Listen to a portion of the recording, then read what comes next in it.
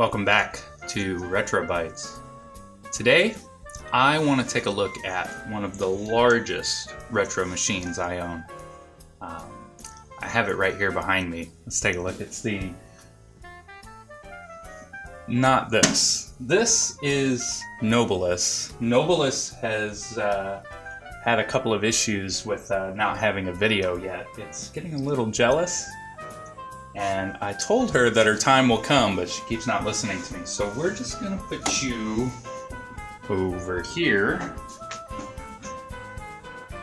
Sorry about that. That computer's a little...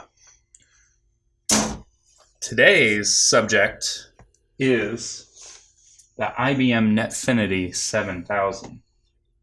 And it's massive. It weighs 120 pounds.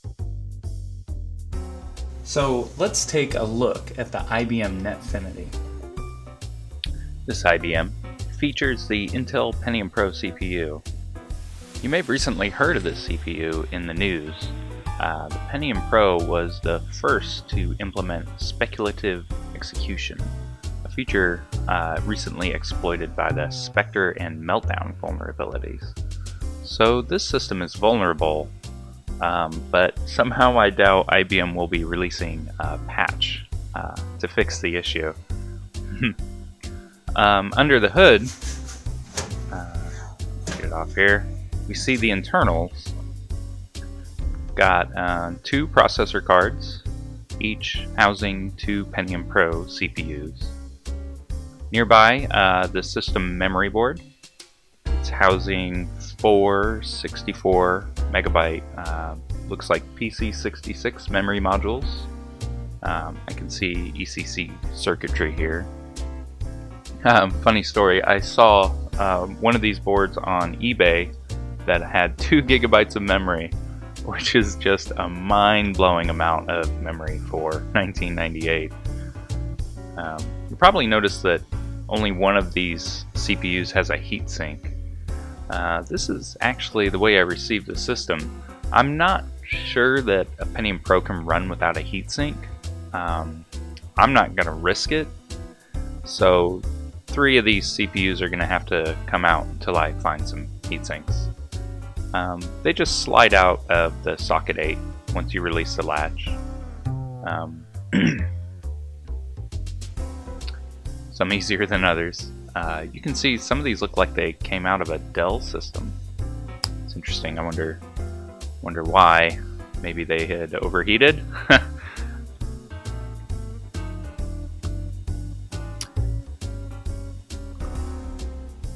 Just look at the socket 8. It's got the coolest pin arrangement. So let's get this reinstalled. I have to put both processor cards back in since I don't have one of the bypass boards. Shouldn't be a problem.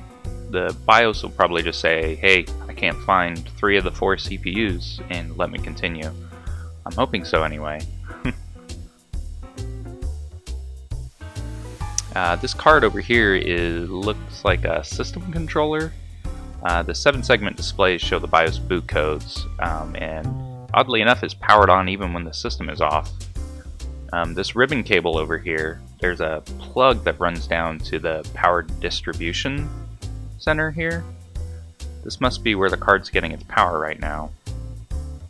On the other end of the controller card, there's a plug that runs out the expansion slot for external power, but I don't have a power brick to run this. It seems to do okay without it though.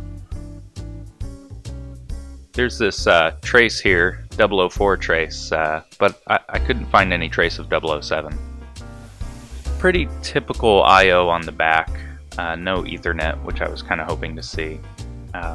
These 2 hard drives, I actually just bought these. They're not era appropriate, they're a couple years after this system. But they sound amazing, 10,000 RPMs. We'll get a listen to those in a bit. That is, if we can hear them over these fans, which are pretty massive. Well, for late 90s, they're massive. They're brushless though, and looks like 6 watts, 12 volts, half an amp. Yeah, cool.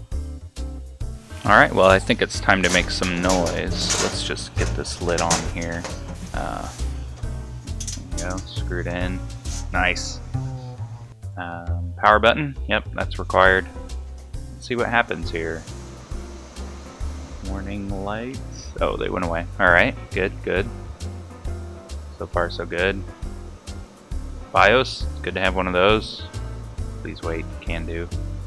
Coming up. Counting memory. Oh man, one thing I do not miss about servers.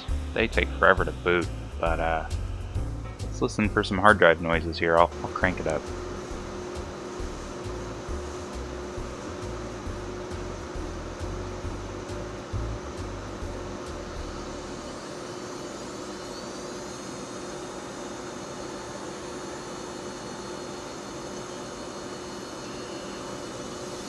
Oh yeah. Love it. Love it. Oh, come on. That's the... Oh, come on. Alright, alright. Well, lid off. It's probably that memory module I was touching earlier. I'm sure it is, actually. So we'll just pull it out here. Yep, bank 0. There it is. Okay, well, we'll just reseat it here and hopefully that fixes the issue. So we'll get this back in and boot the system up, and what we want to see is, you know, errors about the missing CPUs, but none about any memory. And what do we get? Yes, exactly that. Perfect. So we'll just continue and boot into the operating system. Off camera I installed Windows Server 2003, but I don't think that's what I'm going to keep on there. I'm going to install Linux here actually, and end goal, I kind of want to see if it can run Minecraft. Not the game, obviously, that's crazy, but the server, Minecraft server. One 200 megahertz Pentium isn't enough to run a Minecraft server, I'm sure, but 4 might be. So yeah, I think I'm gonna go hit eBay, buy that 2 GB RAM card, get some heat sinks, and oh man, try and run a Minecraft server on some 20-year-old hardware.